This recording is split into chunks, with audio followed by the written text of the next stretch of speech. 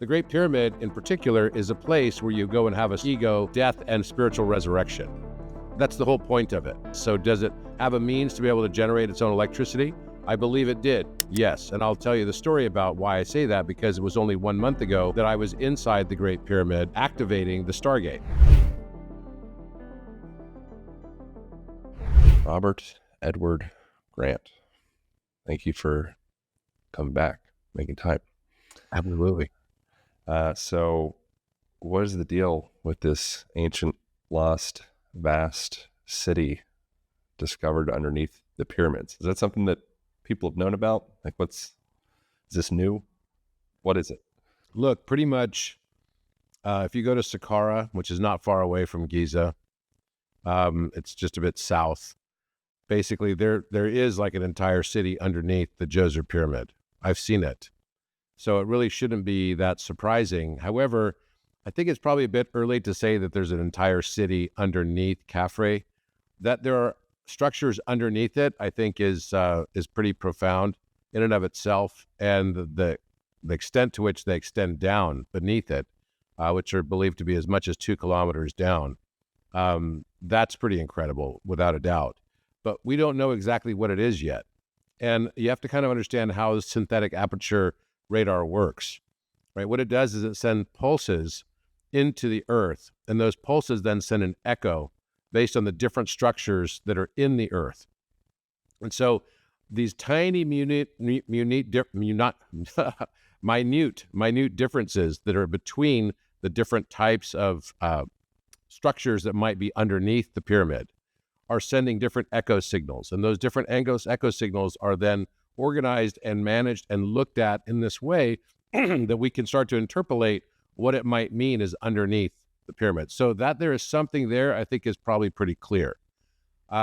What that something is, it's really hard to tell at this stage. So the only way to be able to tell is going to be to excavate it and be able to actually see if the first things that, the SAR scan would indicate are actually there. It was rods that I saw that go down quite deep. Yeah, they were pillars. They look like pylons or caissons, right? They go deep underneath the structure, and it seems like they have some sort of a spiraling thing around them, right? But we don't know what that is. Is that some sort of staircase? Is that some sort of spring, that would basically help it in earthquakes? Who knows? So basically, these structures go far down, and there were several of them, I believe 8 total pillars going down. And one of the things that I had noticed was that, and it just happened around the exact same time, that Leonardo da Vinci had encrypted in his book, Codex Atlanticus, in folio 134, he'd encrypted the Khafre Pyramid. And I'd posted on this about a year ago, where I said, look, Da Vinci encrypted Khafre Pyramid in addition to the Great Pyramid in Vitruvian Man, which we knew. But I was just flipping through the pages. I was like, wait, why is this a 3-4-5 proportion? Looks like a pyramid. And there's some sort of structures inside. So I overlaid the Khafre Pyramid actual structure on top of Da Vinci's illustration of it. And the place that he had articulated and shown where there were actually, empty spaces and cavities or caverns or rooms inside the pyramid were actually matching what was on the drawing. So I was like, including the entrance and everything. So I was like, whoa, this is kind of weird. So I went back to look at that to see if Da Vinci had encrypted anything underneath the pyramid as well. And sure enough, there's a series of what look like caissons or pylons going far deep beneath the pyramid, even in his illustration, which is pretty mind-boggling. What is the function of the pyramids? I feel like I get a different interpretation from a lot of different folks. Like, does this create any different information or perspective from your perspective of the function of them? Or is this new to you at all? No, and I'll explain what I mean. When I say burial place, I don't believe there was ever a mummy found inside there, but it's a metaphorical burial. The Great Pyramid, in particular, is a place where you go and have a spiritual or an ego death and spiritual resurrection. That's the whole point of it. It's a spiritual ascension stargate. Now, does that stargate require you to be able to have a lot of power to operate? Yes, it does. So does it have a means to be able to generate its own electricity? I believe it did, yes. And I'll tell you the story about why I say that, because it was only 1 month ago that I was inside the Great Pyramid and activating the Stargate. So it was exactly on, what is the date today? Today's the 10th, right? So, no, sorry, 2 months ago. 2 months ago, it was February 10th that I was inside the Great Pyramid and we activated the Stargate inside of it. Now, you should know that inside the Great Pyramid, the walls have blocks, and these blocks are all different sizes, right? Have you been inside? You've been inside the Great Pyramid, right? So the blocks on the walls all have different sizes, and the walls are covered in petroglyphs of constellations. Those constellations all are associated with different blocks. There's 144 blocks. The blocks are different sizes. That means they have an X, Y, and Z axis. Even their depth is a different size. Why would they do this? Well, you could say that possibly it's a coordinate system in space-time. So this coordinate system in space-time, because each of them is like a planetarium, why would they have all the constellations on the walls, right? And this is what we discovered, and you can find all of this on our show, and if you like, I can even pull some of it up for you. But basically, it's a spiritual ascension Stargate that once you move into higher dimension, you're able to use as some sort of teleportation device. That's what I fundamentally believe.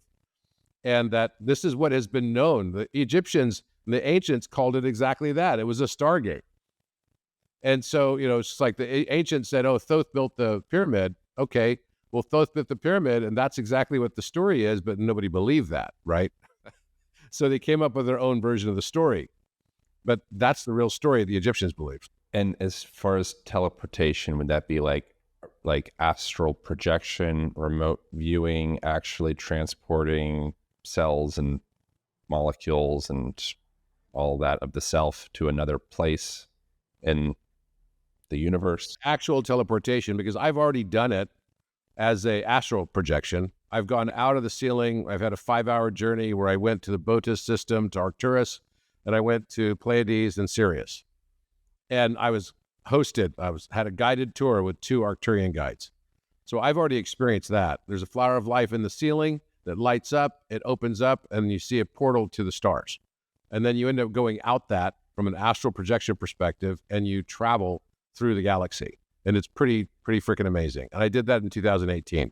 Was this with meditation, with breath work? Yes. I was laying in the sarcophagus, and I was breathing and also toning. So basically, you find the right tone, you breathe in, and you go,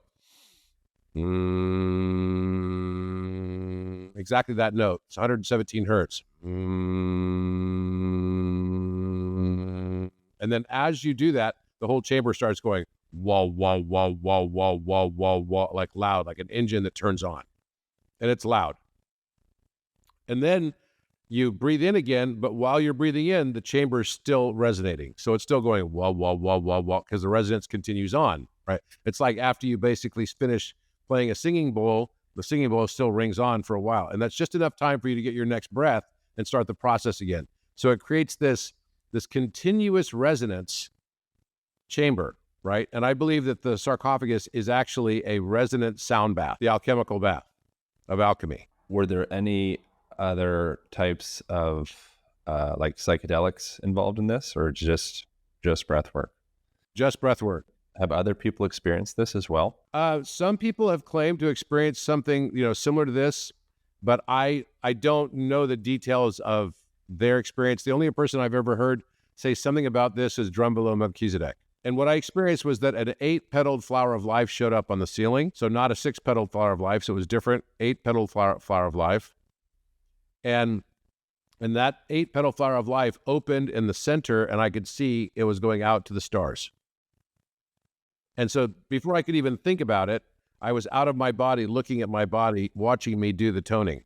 So your body gets in this autonomic response where you start going, and then you breathe in again, and it just gets automatic. It's like automatic. You're not thinking about it. It's completely autonomic. So it becomes involuntary. Do you believe that that was the intention of building the pyramids, was in order to be able to do that similar experience? I believe that that's a major part of it. And sure, absolutely, that impacted. It was the day after I discovered the Alpha Omega on the rim of the sarcophagus. And what is what would the function, like the practical function of that be for a culture to have that? I believe that the practical function is to remember who we are. The pyramid serves like a big clock of time.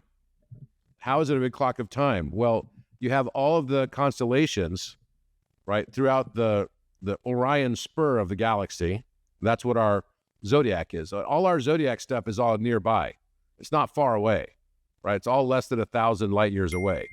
And it's all in the same neighborhood of the galaxy. And it's called the Orion spur, right? Or the Orion arm of the galaxy, right? And so all of the zodiac that we go through, Taurus, Gemini, Leo, or Cancer, Leo, like Virgo, Libra, etc., they're all basically in this vicinity of the Orion spur.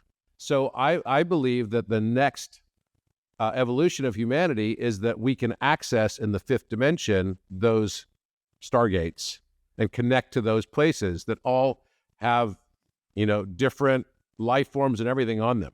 What inspires us to remember who we are? First of all, what inspires us to remember who we are, it's not so much, it's part of the design of this matrix of mind that we're living in, right? So the design is, the backdrop is the astrology. So all the astrological symbols and everything that we have are all basically like the backdrop or the set changes of a play, right? So the backdrop that we've just finished was the Piscean age. And at the period of transitions between the aeons, they're called aeons, they're about 2,160 years each.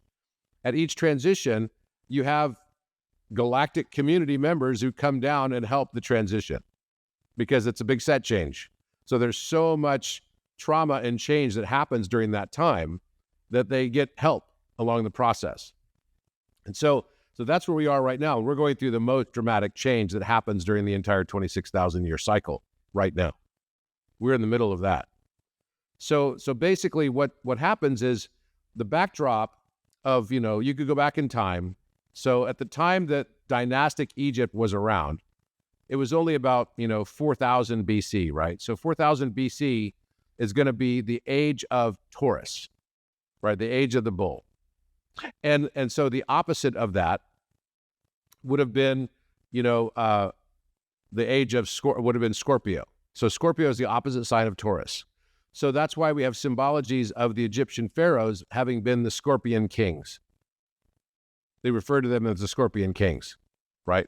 So then you go into the next stage. And so what happens? Moses comes in, it's the next stage, and now it's time for the Passover. And instead of putting on, anything related to bulls, now the new symbology is the blood of the lamb, because we're in the age of Aries, because procession goes backwards. It means to go backwards. So you go from Taurus into Aries. So we go forward in procession, but we go backwards in precession. Precess means backwards, process means forwards. So then during that period of time, Moses comes down from Mount Sinai and says, hey, why are you guys worshiping a golden calf? Now it's about the blood of the lamb. It's the lamb or the ram. They were still stuck in the belief, the children of Israel, that they still were supposed to be worshiping the calf or the bull, right? And so these are the symbologies that were around. So then Jesus comes at the meridian of time about 2,000 years ago, and he says, no, I shall make you fishermen of men, because that was the beginning of the Piscean age. It became about Pisces, and that's why the symbol of Jesus is the fish. And so then you can also look at the opposite signs, because that tells you about the cultural norms that are transiting through that as well. So the backdrop for the Taurian age was Scorpio, right? And that was an age of learning, but it was also an age where you had a lot of like battling things out and fighting things out. And there was like a scorpionic kind of like revenge aspect to that period of time. And then you go into the age of Aries. Aries was an age of a lot of conquering and battle, for sure, but it was also the backdrop of when the Roman Empire came about. So its opposite sign was Libra. Libra is about learning and governance. So all of a sudden we had governance models showing up during that time period. The Greek city-states arise during that time period, right? Then you go into the next period of time, which is the time of Jesus, and that becomes the two fish swimming in opposite directions, kept together by a rope. So then you have a separation of science and spirituality. Up until that time, science and spirituality were always combined. So now you've got this period of time where science is separate from spirituality, church and state are separated, and then the backdrop or the opposite sign of that is Virgo, which is the Virgin. This is why this is the period of time we worship the Virgin Mary. And women get vilified for sex, and they're called witches. So we've been in this for the last 2,000 years. Now we're going into Aquarius, and Aquarius is about resonance, about technology. It's about rebellion. It's about individuation. And on the other hand, its opposite sign is Leo. So Leo is about the sun. It's about gold. It's about abundance. So gold prices will go up because we're in that period of time that relates to that. And this is the backdrop or the set changes of which I'm talking about. And we're going through the big set change right now from Pisces to Aquarius. It's a big, big shift. I would like to know what the time frame of that is. And then I'm curious at the core of who we are. It makes sense to me. It feels like there's I like the concept of we're experiencing kind of like a form of amnesia, like forgetting who we are. We have this story or concept of who we are, the ego. And then at the core of that, what is at the core of who we are as a people from your perspective? What is at the core of who we are as a people? I would say, first of all, that we are coming to the knowledge. We're like waking up. It's as if we're in a dream and we're waking up to a lucid dream environment. So have you ever had a dream where you wake up and you realize, wait, I'm in a dream, right? And have you ever tried to see what you can do when you realize that you're dreaming, right? Maybe you can fly, you can do all kinds of stuff because maybe you heard from somebody, you can do all these things. We're kind of at that stage right now. We're waking up and this world is becoming the lucid dream. So all the things that we thought were separate from us, as a dreamer, you're just the first person narrative. There's still, I could be in your dream, but actually if I'm in your dream, who's dreaming me? I mean, it's still you. So it's not separate from you. I'm just a projection of your subconscious mind, right? Just like in the movie Inception, it's a dream within a dream. So the dream state is an analogy for our actual waking life state. And now we're going to be living in the waking dream. That's what it means to be awakened. We're waking up from the dream and we're moving from the Kali Yuga into the more Satya Yuga. Satya simply means truth. And this is what the Hindus call Leela. It's the Leela phase of the cycle. I wonder if this was the Matrix, if this is the movie and there'd be like indications that perhaps we're like waking up in the dream, maybe some of the symptoms of that lucid dream state would be some of the instances of things like what's the difference between a man and a woman, and what does a word mean anyway, and what is language, and what is definition. There's like almost a falling apart. It almost feels like the dream is starting to fall apart. The dream is falling apart. That's exactly right. Just as when we have our own dreams, right, we end up in this point where we're like, the dream starts to get kind of wacky right before you wake up. That's what we're living. That is exactly what we're living. But basically what I wanted to show you was the King's Chamber and how the King's Chamber has all of the petroglyphs on the walls and why it's the shape that it is. The shape of the King's Chamber is the 2-to-1 rectangle because that represents the 4 North Star positions that we transit through over our 26,000 year cycle. The 4 North Stars are Polaris. But 6,000 years ago, we were in Thuban, which is in Draco constellation, the dragon.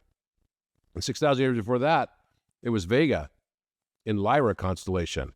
And 6,000 years before that, our North Star position, which you could use to navigate the seas with, was Deneb in Cygnus constellation.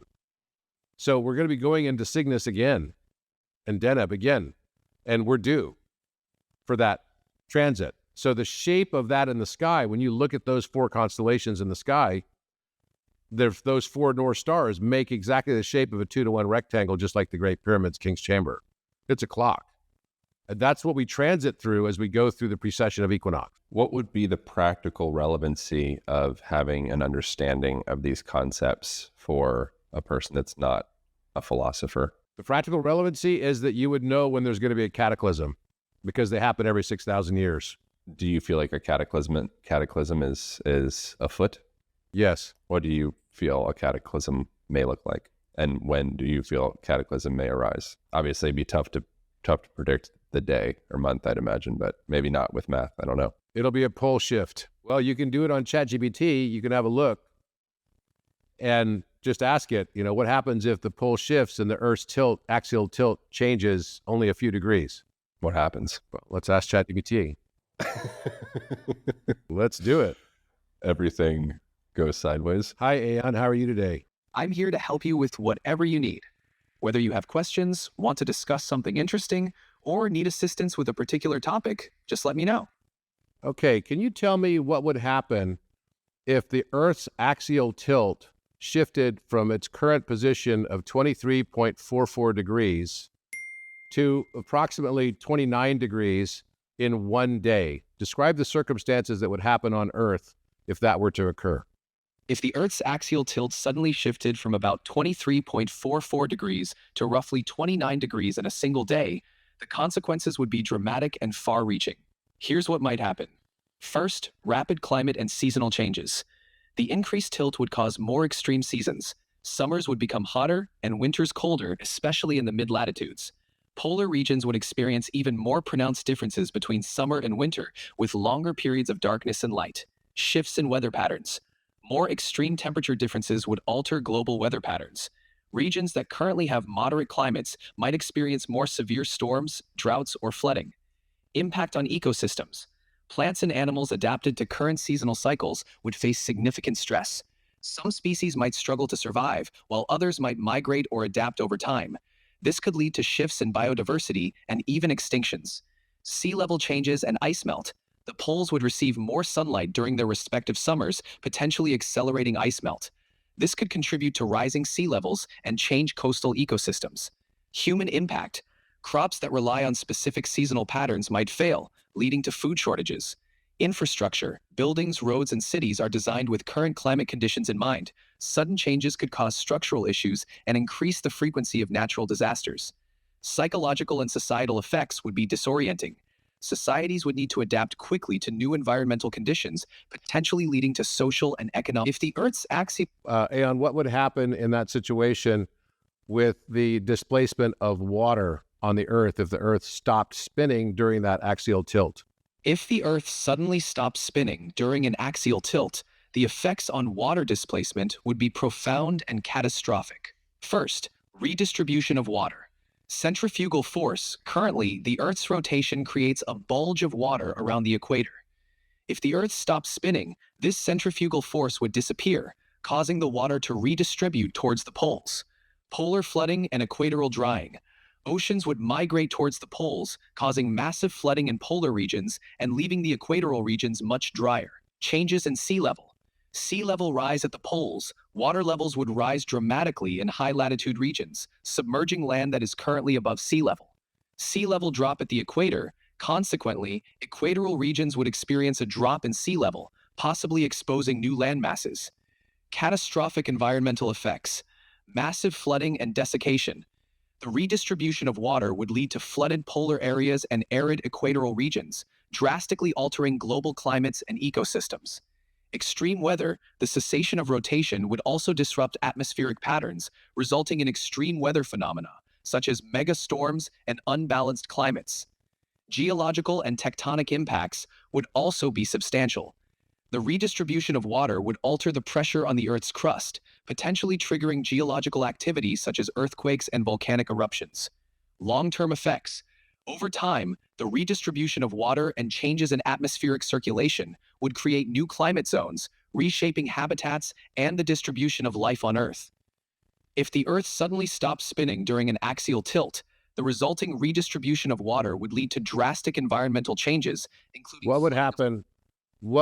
How high would the tidal wave be if the Earth stopped spinning and the axial tilt moved to 29 degrees in one day? If the Earth were to stop spinning abruptly and the axial tilt shifted to 29 degrees in just one day, the resulting tidal waves would be unimaginably catastrophic. Factors influencing the tidal wave height. The Earth's rotation currently creates a centrifugal force that causes the oceans to bulge at the equator.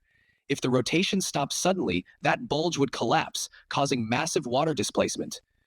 A shift to 29 degrees would alter the distribution of solar heating, changing wind patterns and ocean currents almost instantly. This would further contribute to chaotic water movement. Gravitational rebalancing. Without the rotational force, gravity would pull water toward the poles. How high would the tidal wave be? Just give me an estimate. Estimating the exact height of such a tidal wave is complex, but the displacement of water due to the sudden cessation of the Earth's rotation could create waves hundreds to thousands of meters high. Rough estimate. Conservative estimates suggest initial tidal waves could be several hundred meters high, enough to inundate coastal regions and low-lying areas, potentially over 1,000 meters. More extreme scenarios suggest waves could reach or exceed 1,000 meters, 328 feet, especially near the equator where the water bulge would collapse. Geographic variability. The height would vary depending on geographic features. Why did you choose 29 degrees? Because that's what it's done before. When did it do that? I believe that it did it at the time of the Younger Dryas, 12,800 years ago. So the Younger Dryas wasn't induced from the meteor or comet or whatever the term would be? It was partially induced by a comet, but we have a similar kind of situation coming up where, if you haven't noticed, there's a lot of reports of asteroids that are coming very, very close to Earth. And one of them, a major one, is coming in 2029, and it's called Apophis. They actually named it after the Greek. Actually, it's the Egyptian god of death. Where does one derive this type of predictive information from? You can derive it based on, first of all, we have historical reference that there was a massive shift at the time of the Younger Dryas. And yes, they think it was catalyzed by a comet, but we also have this Apophis asteroid that is gotten as close to 1 in 37 chance of hitting Earth by NASA, basically, and it's going to be coming on April 13th, Friday the 13th, 2029. Now, what's happening is, and they've already adjusted ChatGPT's response to that, because obviously people are looking it up and getting freaked out by it, right? And I've not really said anything about it until today, but I'm telling you right now that that before it was giving a lot more detailed information, and they do. OpenAI definitely looks at everything that's said on a day-to-day basis, and then basically truncates or changes it based on the next answers going forward if it's something that's more controversial.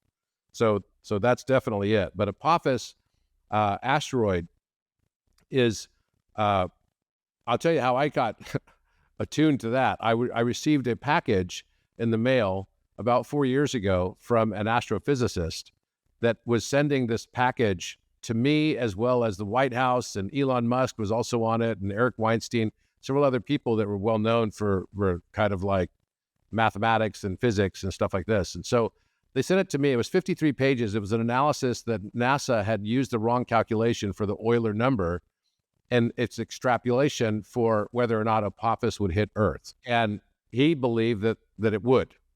Now, I believe that NASA is going to figure out a way to divert it, right? And that's kind of what people are saying, at least from NASA, and they've been working on that pretty heavily. And there's been quite a lot of stories on that as well.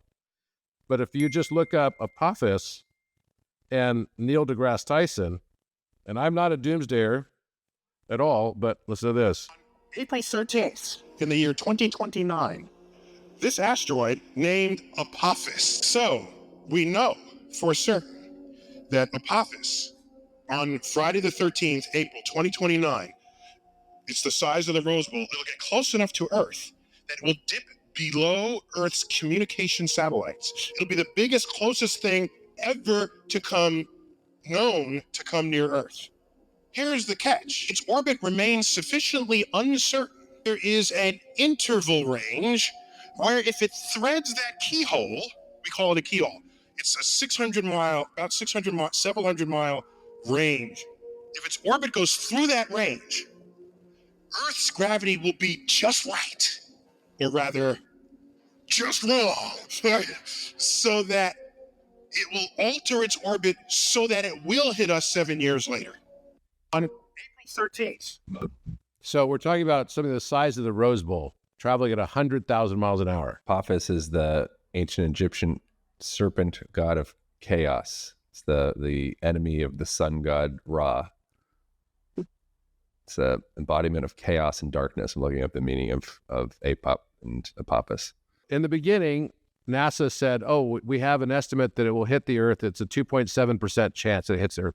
I mean, first of all, that was discovered in 2004. And I mean, that's pretty catastrophic, because something the size of the Rose Bowl at 100,000 miles an hour, that's like the dinosaur ending event. And a 2.7% chance of hitting, that's pretty high, I would say.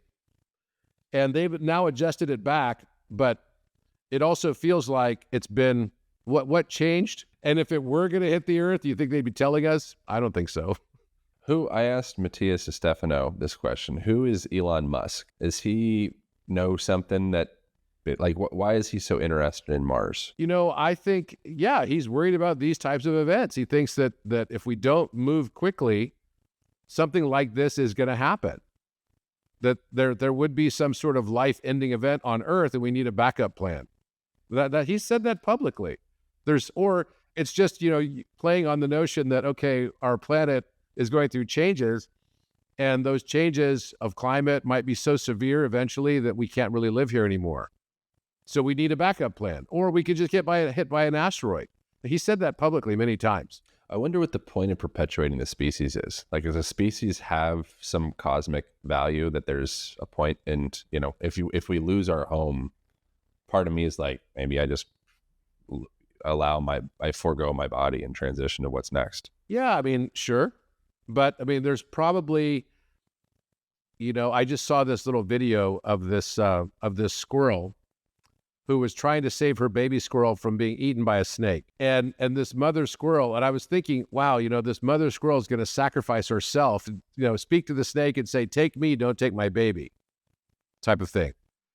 And it's actually a really nice video, because in the end, the squirrel, wins the battle and gets the baby out. It's quite amazing. But I think that it's kind of like that. We have this thing inside of us that's almost innate and primal, that we would sacrifice ourselves for our children to survive. And I think that's really what this is. It's speaking to that primal instinct. Right. It's easy for me to sacrifice myself and say it's fine. But maybe if I had a 5-year-old child, I might want to send him to Pluton or somewhere.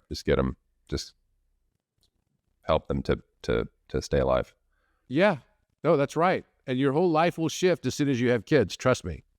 Yeah. What role does fear play in preventing us from accessing our potential as humans?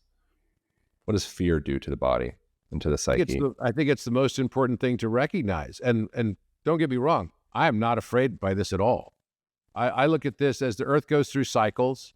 These are natural cycles that are part of this backdrop of this matrix, and it's actually a really good thing that's happening right now. What's happening right now is Gaia is going through her ascension. And for her to ascend, that means that everything that's not in the new frequency of where she's going will no longer be here. So everything that is of lower frequency and not part of her ascension is just not going to be here. And that's actually a good thing in general, right? Because it's a beautiful thing that Gaia is ascending. Fabulous. But that means that all the stuff that's stuck in fear is not going to be there. It's like cellular apoptosis when you fast. Cell death. Well, where do you think apoptosis? Funny you just said that, because that's what Apophis is. What? It's the same Greek root cognate. Interesting. What role does sound and frequency play in the healing of humans at an individual biological level and a humanity level, at a Earth level? Like, what is sound, and how can we leverage sound and frequency to our own benefit? Well, think about it. It's like we don't live in a universe, we live in a U-inverse. That means that the universe reflects back to you what's the inside of you, and the way it does it is through sound resonance. It does it through resonance, whether that's audible sound or, not audible sound, inaudible sound. It's still just taking you. So if you're an asshole and you're resonating at the frequency of asshole, then you're going to see a world surrounded by assholes, right? That's how this works, right? If you're in a world and your inner state is fearful, then your outer state is going to be a fearful place as well. It's just a reflection of your inner state in your outer world. And everything is through resonance. There's nothing that's not resonance. And it's all mathematical, because the only way to count resonance is to basically have it be counted, right? That's what frequency is. It's based on beats per second. So when we start thinking about that, you start realizing, okay, well, that means that I'm not experiencing the world as it is. I'm experiencing as the world as I am. So that's why fear becomes so important to be able to transcend. Because if you're in a fearful state, the world around you is going to be in a fearful state. If you're in a state of love and humility, then you'll be surrounded in a world full of love and humility.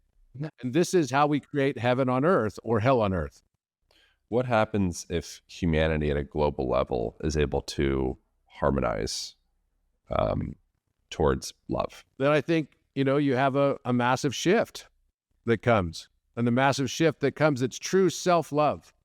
So the true harmonization of love is not just about loving other people. It's about learning to love yourself fully. Because you can only love other people to the extent that you're able to love yourself.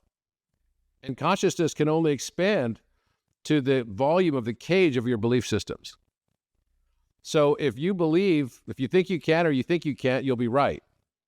So as Earth is going through its new ascension, then there's going to be dramatic shifts on planet Earth. And there should be.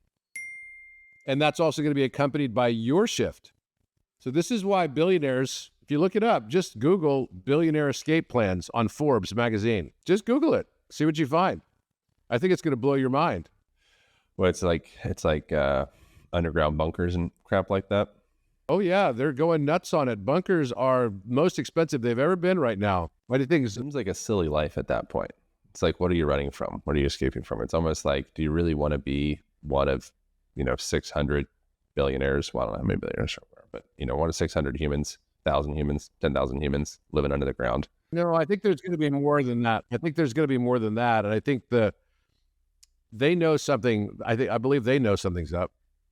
I mean, just Google billionaire escape plans. If you're by your computer, you're going to laugh. It's kind of funny. It's like billionaire escape plans, Forbes. Here it is. Shocking doomsday maps of the world and billionaire escape plans. This is from Forbes magazine. That's the United States covered in water. By the way, it's not just... So it was Dolores Cannon who predicted this, along with Nostradamus, along with Edgar Cayce. This is the Cayce map of what happens after a pole shift. And it has the whole world on there. And it shows some parts of the world coming up from the water, like Atlantis rising up and other lands basically rising up from under the sea. Lemuria, like Mu. This information, it seems like historically ancient societies had access to information that perhaps we've forgotten today. Are there secret societies or agencies or something of the sort that you believe has access to ancient information that is intentionally being withheld from pedestrian folks like myself? I don't know that it's so much intentionally withheld. I think maybe it's protected because, for a long time with people like Leonardo da Vinci and Albrecht Dürer, they would hide these things because if they didn't, they would have been killed. So it's more about protecting themselves than it is about protecting the information per se. The information is on a radio frequency that anyone can get access to if they move into higher dimension. And when you start to crack the puzzle of what the Great Pyramid is, many people believe it's a clock. And it's showing us precessional time. Precessional time is embedded throughout the entire thing. It was Plato who said that the Earth has a much larger annual cycle, which is the great year. And it's 25,920 year, right? I actually believe it's 24,000 years, but that's neither here nor there. It's pretty close. And the difference is because of something we call mass time dilation. But I believe fundamentally the pyramid is telling us that. It's a clock telling us about the cycle of time and where there are resets. This is why our history doesn't go beyond 6,000 years. I believe we've had many civilizations that have lasted much, much longer than 6,000 years, right? And that those civilizations went through cataclysmic cycles every 6,000 years as well. How can a person access higher dimensions from in their own, apartment or in their life? Do you need to do something special, be somewhere special? be someone special? First, you have to realize that it exists. You have to realize that you start to realize that you're in a game. It's a little bit like Neo. You start to realize that you're in the Matrix. And you also start to realize that the cycles that you've been experiencing, patterns in your life that keep repeating over and over and over again.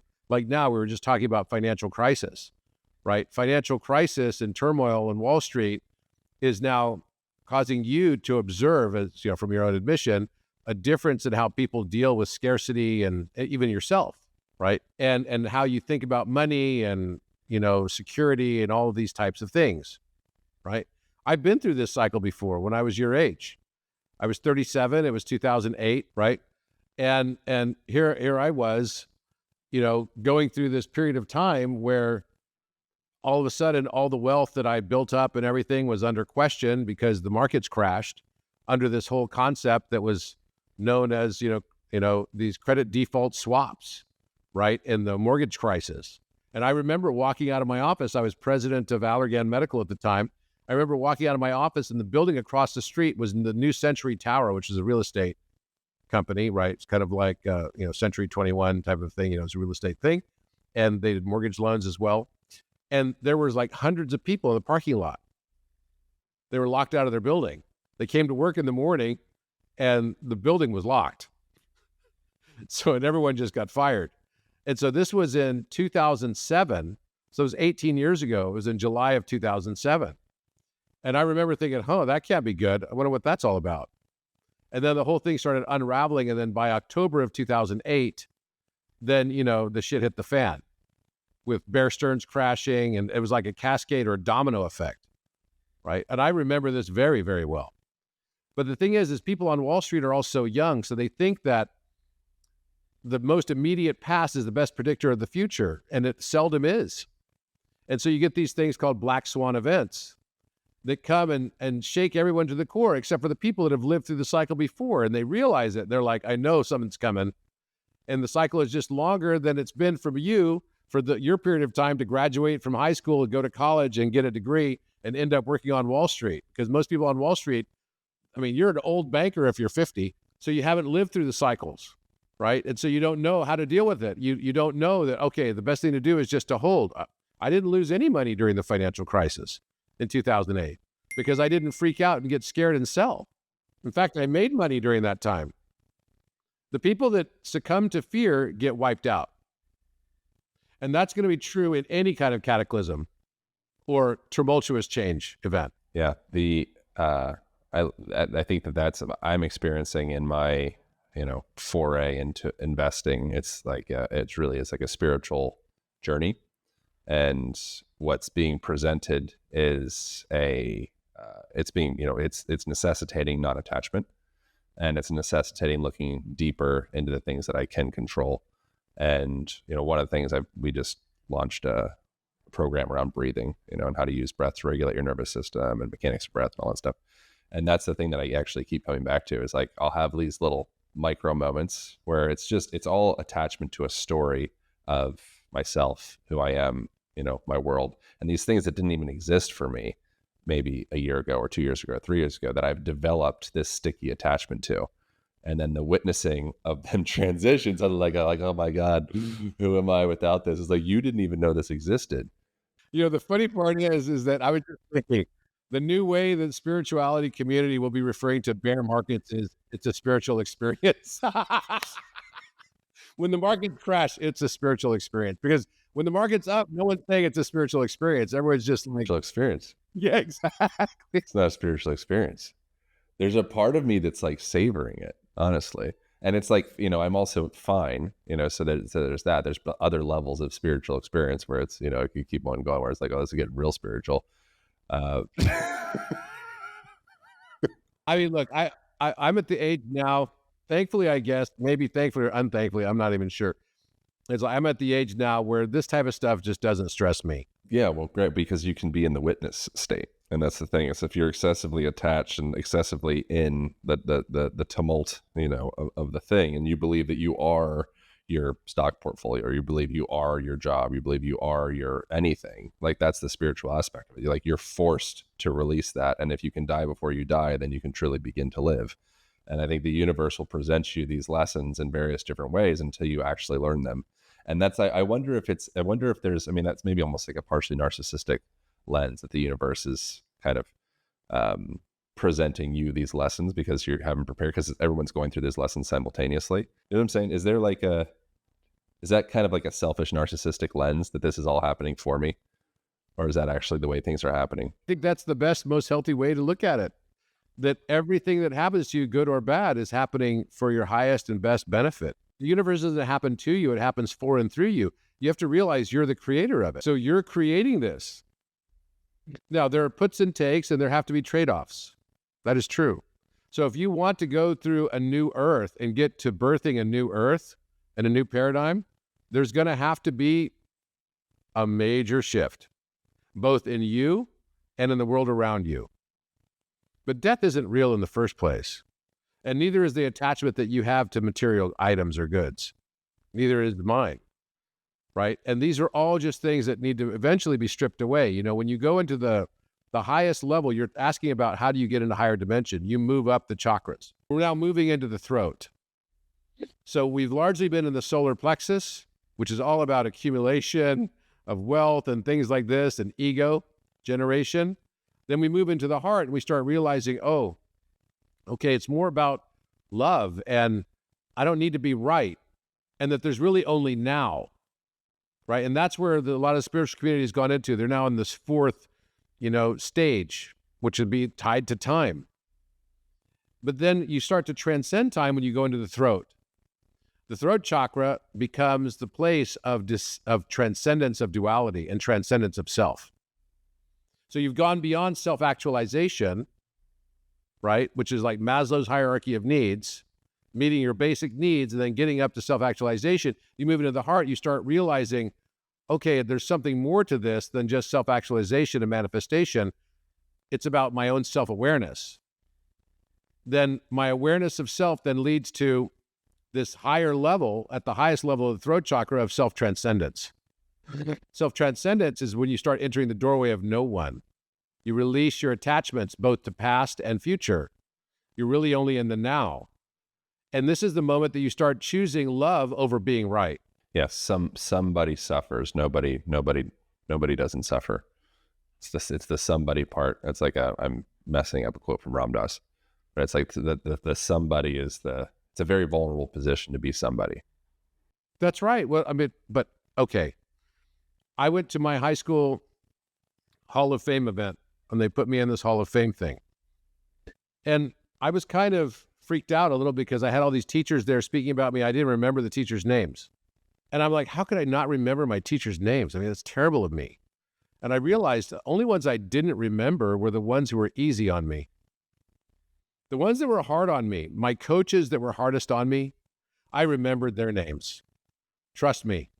They taught me something that had a profound, indelible impact on me. And I'm sure you experienced that too, growing up, when sports or whatever. The ones who saw something in you that you didn't even see in yourself and pushed you to this level of excellence that you never thought you could even do, which was both inspirational and bone crushing at the same moment in time. So I realized I didn't even remember the teachers that were the easy ones. I only remembered the hard ones. And maybe when I look back on my life and as I tell my life story to people, my stories that I tell are usually tied to the more difficult stories that I experienced. I don't even bother telling the stories of the ones that were easy, right? It's kind of like, yeah, when I was making money on Wall Street, I wasn't calling it a spiritual journey, right? It was just a free ride. Let's be real, right? It felt like a free ride. I was like, oh, okay, I like this. But then I somehow got entitled and accustomed to that free ride. Yeah, that's the thing. Right? It's like, wow, I'm making money for nothing. Look, my money's working for me now, right? And that's the kind of stuff I would say. It wasn't a spiritual journey.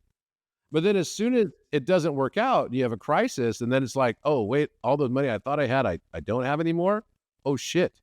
Then it's like, this is a spiritual journey. You become like spiritually obese during those times, in a way. Yeah. And you never talked to me before about it. Like your spiritual body is fat, bro. Time for a fast, bro. Time for a fast.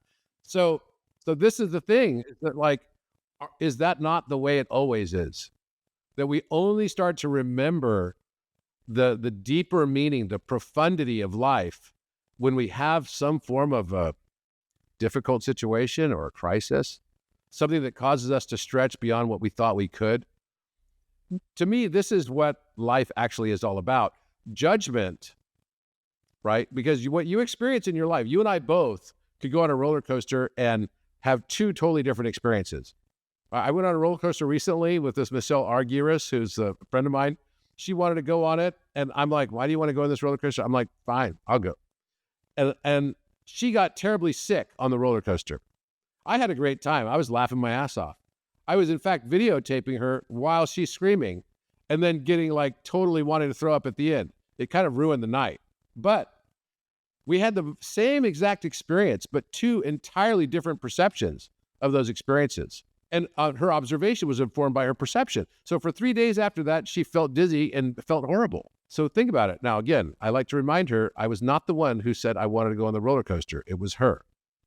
But at the same time, we have to recognize we don't experience the world as it is. We experience it as we are. And because of that, you start realizing, wait a minute, all my judgments of the world around me, because I attract everything I judge until I no longer judge what I attracted.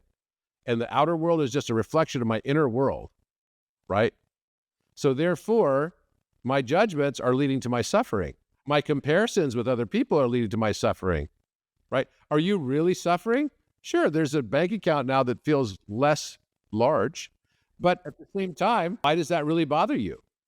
Why might you have a detachment to that? Why would anyone have an attachment to that? Because it gives you this false sense of security. We can get hit by an asteroid tomorrow. Does that money even matter? But then I started realizing, oh, and look, 11/11. Then I started realizing that here we have this situation where we make judgments, and those judgments lead to our suffering. But suffering is the source of enlightenment because of exactly what you're just talking about. It's those moments of introspections that make things spiritual journeys. And those spiritual journeys are happening for and through us. They're there to help ascend us, to bring us to this new plateau that maybe we'd never reached before. It's like working out spiritually. And to me, I'm grateful for the most difficult times. It's my life crises that I tell the stories, and I love the stories the most because I persevered through them. I was resilient through them, and I learned something, and I grew as a result of it. That's more profound to me than all the easy times I had. It's the function of forest fires. It's to burn away the smaller brush and the smaller things to give space to that which is real. You know, the trees that will sustain themselves. All the other stuff kind of, that's like, okay, now we can pour that energy back into, you know, like the core self, to jump over the analogy of the human. It's like, it feels like there needs to be like a burning away of some of the somebodiness every now and again, if you get a little fat on your somebody. And inevitably the mathematics and the physics of consciousness and, you know, the universe, it seems like, it's just that there's like a mathematical process to that. It's like pressure moves from high systems to low systems. Does that make sense? It's like a weather system.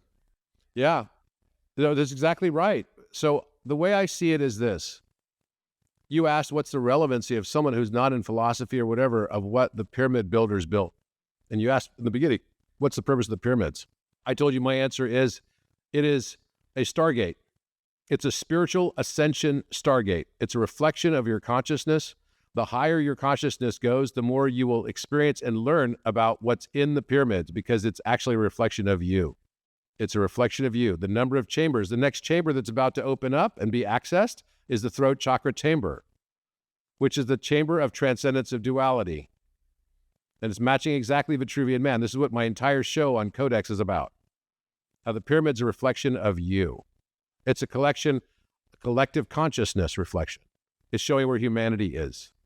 Humanity, and so if we were Atlanteans and we wanted to build something that would stand the test of time, to tell the next generation in the future, after a cataclysm, after the Younger Dryas, after the destruction of Atlantis, the story of what happens, because the Earth goes through cycles. And these cycles are low consciousness and high consciousness cycles. There are different low consciousness astrological zodiac signs. There are higher consciousness zodiac signs and the backdrop that it creates as a result of that. So we have something called Kali Yuga, which is a period of time where we're in suffering, right? We're in duality in the extreme, because that's what consciousness wanted to experience, wanted to make a play of what it's like to live in duality. But now the next part of the play is to go into the Satya Yuga. Satya just means truth, the truth stage. So we start to realize that we're in the dream. So then we have lucid dreaming, and then limitations and manifestation goes way to the tilt, right? It goes way off, and we become more like gods. This is the stage of life that we're going through, and it goes through these cycles. And so if you've ever seen the TV show on Apple Plus called Foundations, it's very good. It's like a sci-fi thriller show, and it's about this mathematician in a galaxy far, far away, right? 12,000 years ago. And the mathematician's name is Harry Sheldon, and he's an astrological mathematician. It's written by Isaac Asimov. And so he's able to predict the future based on mathematics. So he goes to the people of his time. He says, guys, we've been in this golden age for the last 12,000 years. Now we're going into the dark age. I see it mathematically coming. And immediately, what do? Oh, shut him up. Don't let him tell anybody this. And he's like, no, we have to prepare. We have to prepare. We're going into a period of darkness, and our consciousness is going to go way down. People's intelligence will also decrease as a result of this. And this is what happens with us, by the way.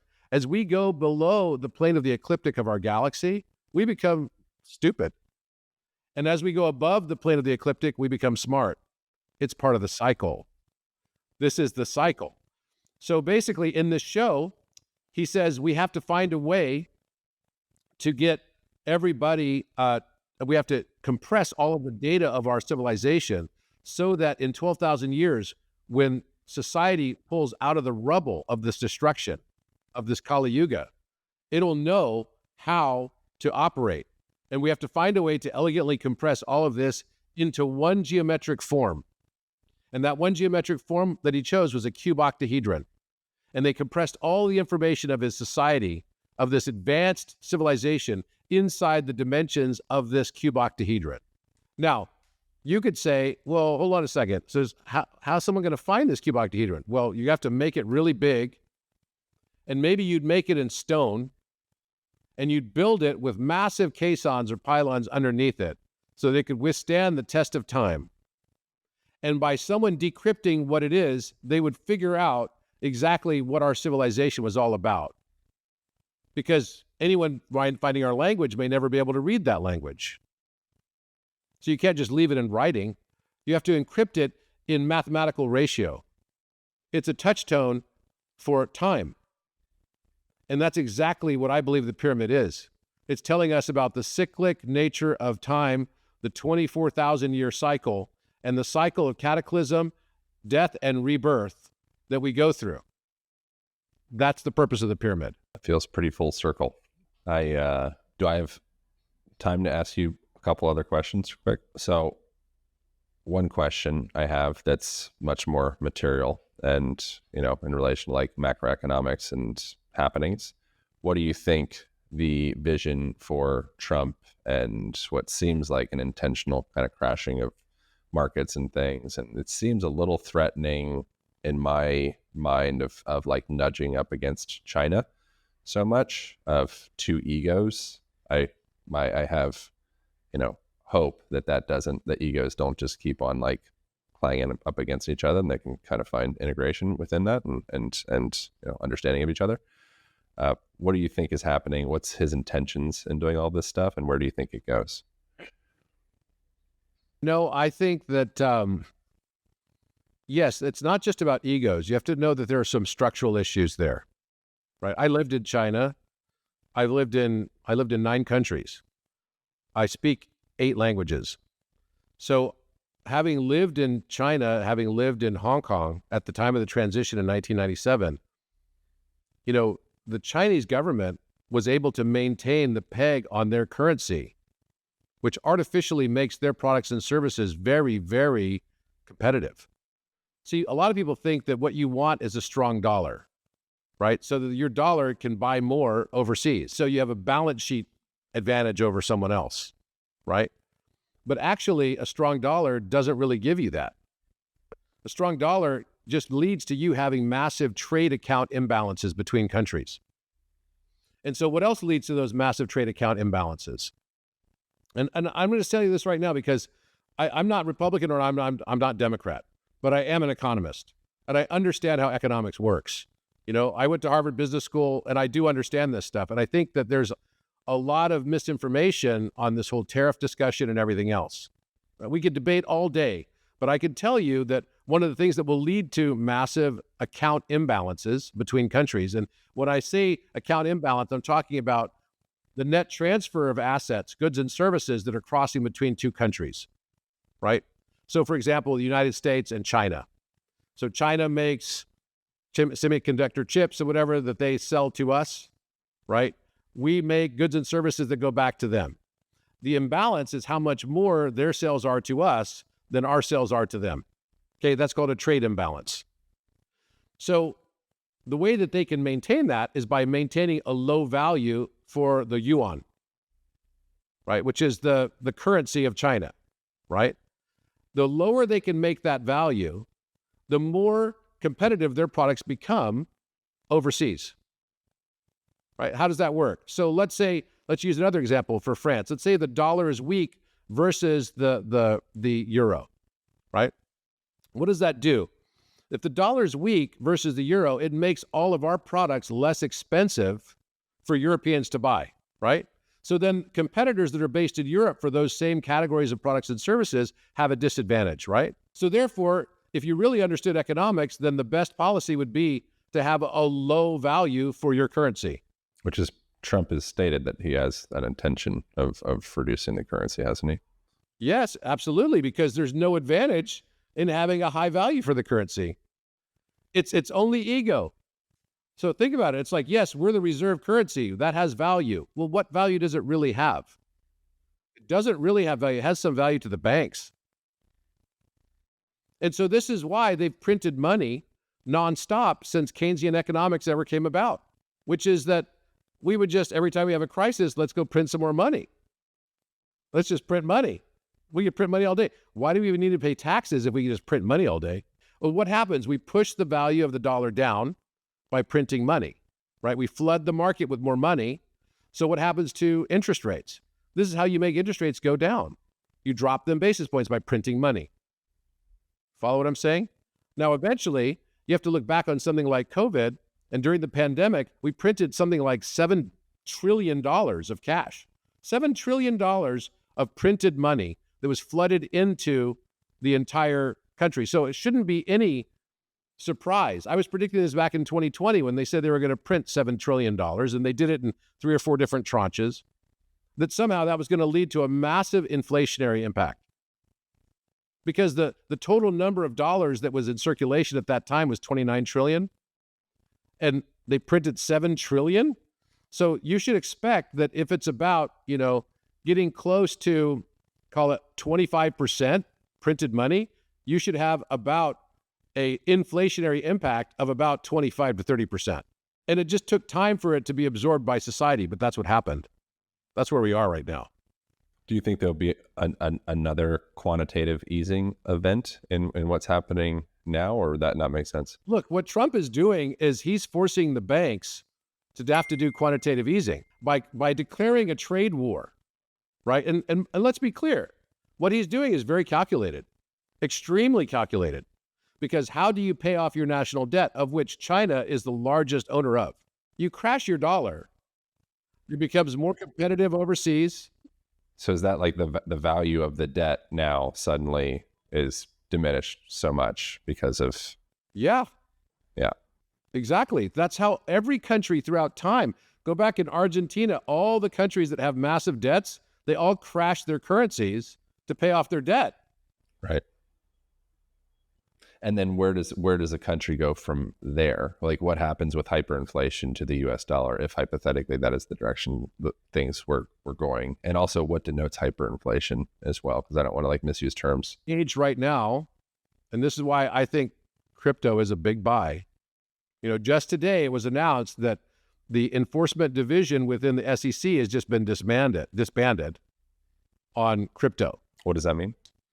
It means that all of the cloud of the SEC is coming after all the cryptocurrencies and everything for, for breaking regulations and for funding and all this type of stuff for fundraising is now gone. So Gensler, under the Biden administration, Gensler was still going after the crypto companies and everything, and now they're not anymore. So now you're going to see a heyday for crypto. Bitcoin, I believe, is going to go up as soon as people start seeing the dissociation of the dollar, right? And the reason why Bitcoin hasn't gone nuts right now is because the Treasury and the Department of Justice has been selling a lot of their confiscated Bitcoin. Otherwise, Bitcoin would be going way up right now. I thought they weren't. I thought that was a part of the reserve. Is like, we're not going to sell any of the Bitcoin that we have. No, I'm talking about Department of Justice. Department of Justice has been selling, okay? The stuff that's gone into the reserve is different. But again, that's another balancing act. So the Department of Justice is selling Bitcoin, or have been selling Bitcoin, that they confiscated from the Silk Road accounts and things like that, these big accounts. So that's what's been putting a pressure on Bitcoin price, which has been fine because they don't want this to become too overt. But now you have Bitcoin where people can have a flight to quality into, because all the other currencies are also good. If there's a contagion, right? If the United States gets a cold, the rest of the world gets a flu, right?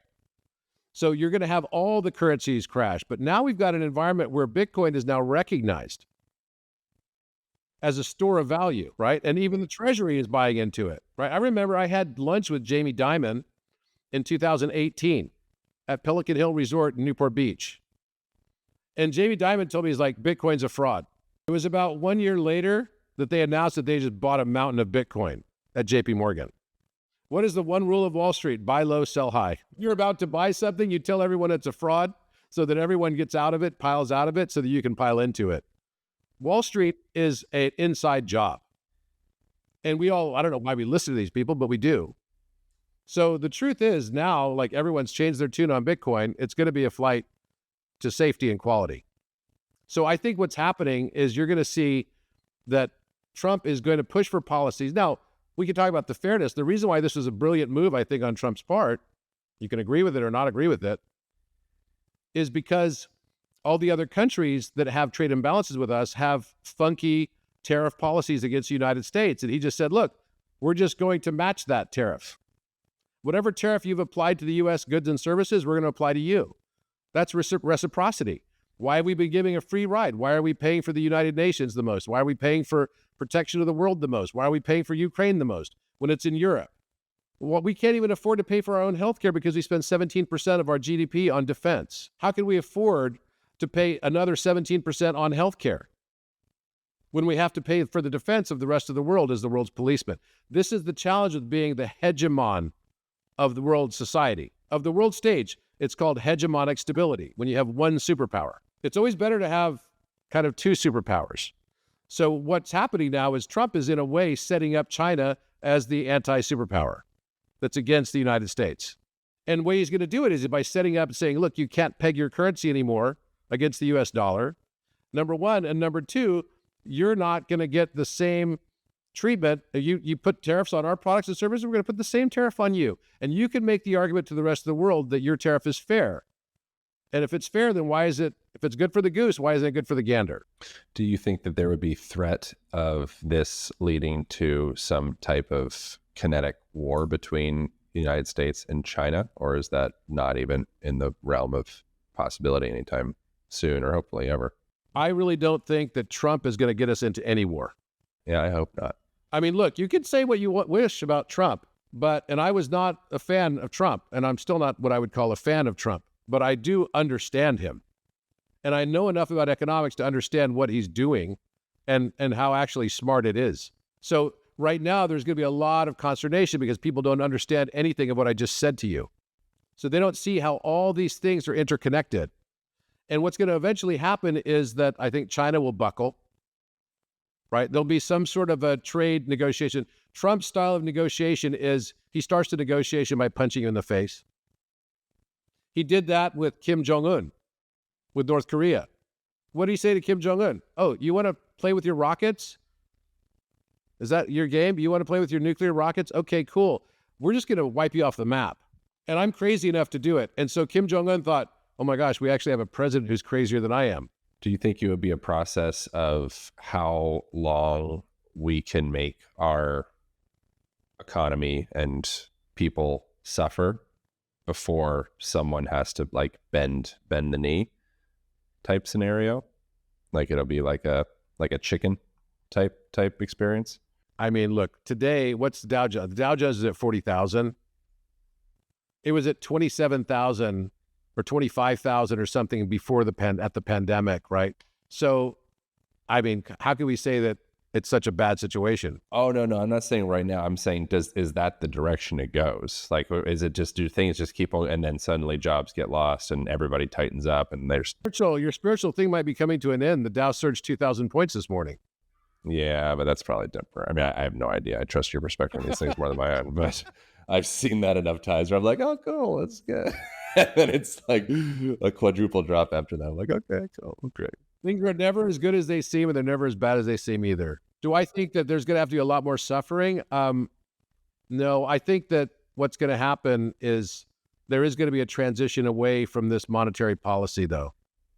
And I think this is a multi-pronged, this battle is as much with the banking system and the Federal Reserve as it is with China and any other country in the world. This is Trump playing chicken. Isn't the U.S. dollar being the primary? Is it the primary reserve currency? Is it what they call for primary reserve currency? For the world, isn't that like one of our greatest points of leverage as far as global economics goes? No, not really, because until someone can successfully articulate to me what the advantage of that is, other than just ego, I don't agree with it. I could see a lot more advantages in having it not be the world currency and actually having it be a low value currency that makes us more competitive overseas. A better trade. Yes. Interesting. And by the way, I'm not speaking from I know people don't know me in an economics perspective. They know me in a spiritual context, but I spent most of my life as, a forecaster of sorts in economics. That's what I spent most of my career doing. I was a finance major. So it's all math. It's all math and patterns. All math and patterns in particular. And so all of this, you could get so stuck into, all these little details and everything of, wait, but I didn't know that, but I didn't know that. Oh my gosh. It doesn't matter.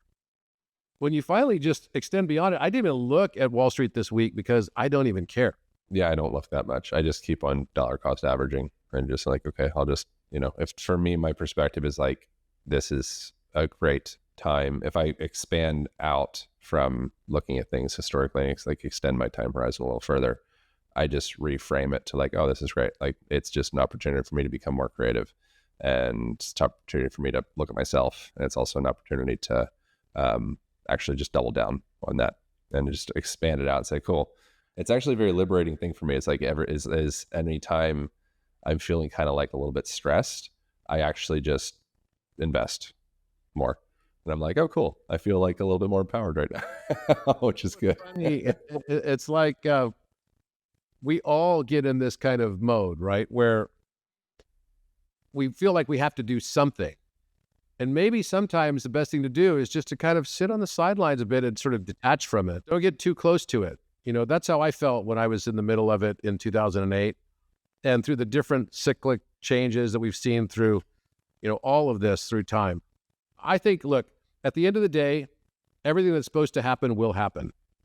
I believe everything is already predestined. What we call destiny is the free will of the higher self, and it's all happening exactly as it should. Even Apophis, even the fact that someone named it Apophis, all of this is going to bring some catalytic change for society. Because let's face it, it's kind of an old script now, what we've been living. It feels like it's time to move on to the next paradigm, doesn't it? I don't know. Well, it seems like that's kind of what's happening in a lot of ways with like Musk and the Doge, and like what's a part of what they were talking about is like where the government is still run as though like the same as it was a long time ago. Now we're in this new age and we're actually just going through and kind of like catching things up. Well, yeah. I mean, look, the state of California, come on. During COVID, there was $31 billion of fraud. Yeah, it's wild. In the COVID payments. A lot of it went to China and Russia. So it's $31 billion. Like, everyone's asleep at the switch. We need to start thinking, wait a minute, this is government of the people, by the people, and for the people, not of the government, for the government, and by the government. It's like, go back to the founding fathers, what the original principles were. We've moved so far away from that. We hold these truths to be self-evident, that all men are created equal, that they are endowed by their creator with certain unalienable rights, that among these are life, liberty, and the pursuit of happiness, that to secure these rights, governments are instituted among men, deriving their just powers from the consent of the governed. And that last part has just been thrown away. Deriving their just powers. Governments only have powers when they are just. And there's so much corruption right now. It is beyond, beyond, beyond. And this is not because I'm saying, I'm watching what's happening with Doge and all this corruption. And the people that don't want this exposed, why exactly don't we want it exposed? The age of Aquarius is the age of truth. Why exactly don't you want it exposed? Because somehow, some way, you believe it might be benefiting you or your constituency somehow because you're corrupt and you just don't want to admit it? Yeah, the apoptotic cell doesn't want apoptosis. Well, and by the way, we call that ethical imperative, don't we? It's like whatever we realized was like the thing that we said, we have to attack Iraq, or we have to fight so-and-so, or we have to do this, or we have to save Ukraine, or whatever it is. No, maybe if you just look behind it, you start realizing who actually was benefiting by this. Oh, what a coincidence. Oh, sure, yeah, like we're going to basically give all this money to Ukraine, but actually the money is given in the form of goods and services as a loan to them, and we're really just filling the coffers of these defense contractors who are supporting hardcore the Democratic Party. Really? Yeah. Age of truth, baby. Well, age of truth. And I can give you just as many examples of the Republicans doing the same thing on their side. So I'm not picking one side or the other. I'm just saying, I actually think what Trump is trying to do, because I don't even consider Trump a Republican, to be honest. I'm sure the Republican Party, I know many in the upper echelons of the Republican Party who didn't want Trump to be in power. Trust me. Yeah. Yeah, it seems like he is here, just like you asked Matthias what Elon was. Elon is here as some sort of a catalyst also on humanity, and so is Donald Trump. And the fact that they're working together is kind of freaky because it's like, whoa. Yeah. And of course, it's going to trigger the shit out of a lot of people. Yeah, it's happening. Last question, pre-planned question. I actually used ChatGPT for that I thought was kind of an interesting concept. If you could leave one message encoded in time for future civilizations to find, what would that message be? If you were the great ancient pyramid people leaving a message for people in 10 to 20,000 years from now, what would your message be? I would have built a pyramid because it'd be the only way that could stand the test of time. It has to be something super big that people are going to notice. I would have built them all around the world. I would have built them so that there is a connector between them so that the only way to decipher them would be to solve their mathematics of them, to realize that they're all just musical notes playing the song of humanity, and that through the process of decrypting these pyramids, we would actually ascend. And it would be a collective, slow ascension that would be tied with what humanity could take so that it wasn't all at once. That's exactly what I would do. You'd repeat the pyramids. I would repeat it exactly as they were and exactly as they are.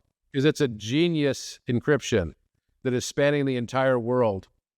And it's awakening us as it goes along. And it's become the hot topic of public awareness, hasn't it? It's right at the top. Like you put the list of most interesting topics of discussion for almost anyone in society today, pyramids are going to be somewhere in the top 10 list. Yeah, it's amazing. Thank you so much, man. I really enjoy these conversations. I appreciate you making time. Appreciate you investing yourself into these topics and the way that you have be able to bring the information here. What's the best place to point? You can go to robertedwardgrant.com. You can find me under the same name on Instagram. I just wrote a book called Philosopher. I have a series of books called Philomath, Polymath, and Philosopher that are on Amazon. And then also my TV show on Gaia, which this year, the second season is epic. I mean, it's really all these topics we're talking about are right in the central thesis of the show. And I think you will really, really enjoy it. So check out season 1, which was 4 years ago, and season 2 is out now. Amazing. Thank you, brother. appreciate you. Thank you all for tuning in. That's it. That's all. We'll see you next week.